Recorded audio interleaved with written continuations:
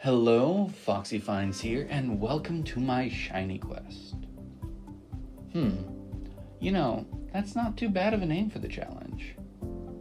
Foxy's Shiny Quest. When we last left off, we were 7 shinies in, and we're gonna double that number today. So sit back and enjoy as we start off with Sawsbuck. This Pokemon represents the seasons, having a different form for each one. I came across the autumn form. This Pokemon's name is quite clever, as it lists off the 4 seasons: summer, autumn, winter, and spring. In Gen 5, the seasons would change, and with it, this Pokemon's form.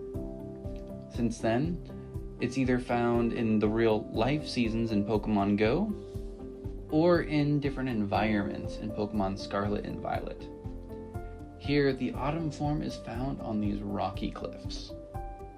Not too far away, I found Toucannon. I was a little surprised at how easy it was to spot the shiny coloration here. It may look angry, but this Pokemon has been shown to be quite protective to those that it takes under its care. As this Pokemon prepares to attack, it heats its beak up to fire seeds and nuts just like projectiles. The heating causes the coloration on its beak to change. Careful though, if you touch it in this state, it'll leave you with a burn. This is reflected in its signature move, Beak Blast. At the start of the turn, it'll heat up its beak, and if the opponent makes contact with it, it'll leave a burn. At the end of the turn, it'll proceed with its attack. Next up, Rookidee. This Pokemon's name is a combination of Rook, Rookie, and Chickadee. This was the second pure flying type Pokemon to be made. The first was a legendary. In the Generation 8 games, this Pokemon fit the reoccurring role of the early bird Pokemon. It might not be big yet, but it definitely fills its place in the Pokemon world. Oof. Don't let this Pokemon get on social media or play any competitive games. It's literally made of salt. Knacklestack. From its colorations to its cute body parts, this Pokemon is salt. Even its name has the chemical formula for salt in it. Though, since we're bringing up gaming, it might really enjoy Minecraft. Seems like it would fit right in. The majestic Pyroar.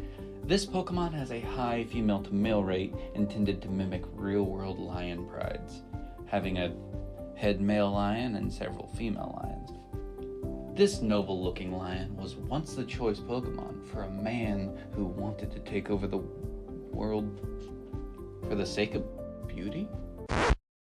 That can't be right. Hey, did I get the right script?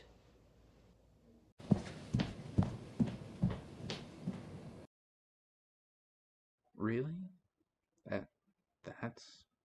Are you sure? Huh. Well, alright.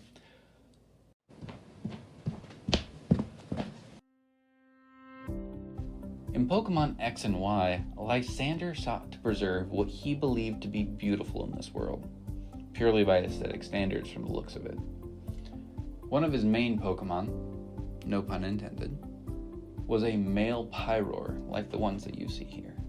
Even his hair is styled as such. Honestly, he could fit right in with this group. On to Dondozo. Oof. This is one whale of a fish.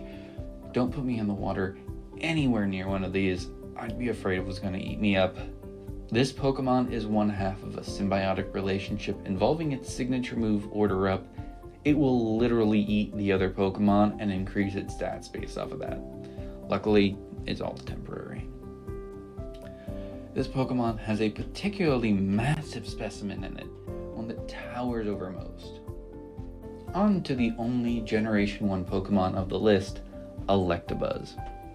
This amalgamation takes parts of tigers, Oni, maybe some early Testicoils, and Van de Graaff generators. These Pokemon are known to be short-tempered and highly volatile.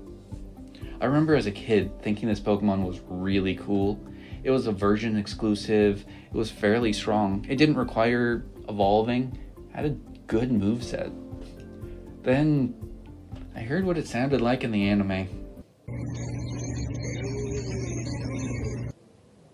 I could never quite look at it the same way again. It just seemed goofy. And its reaction to the color red in the episode that it was introduced in didn't leave me thinking too highly of its intelligence either. I did, however, really enjoy the interactions that you could have with it in Pokemon Snap. Well, would you look at that? We're up to 14 already. This has been quite the journey so far, but there's a lot more to discover. The world of Pokemon is vast and ever expanding, constantly building on its past while adding new and exciting features. So let's continue down this path and learn a little bit more about Pokemon every week. Sadly, I'm out of time for now. I hope you enjoyed the video though. Have a wonderful week, and as always, happy hunting.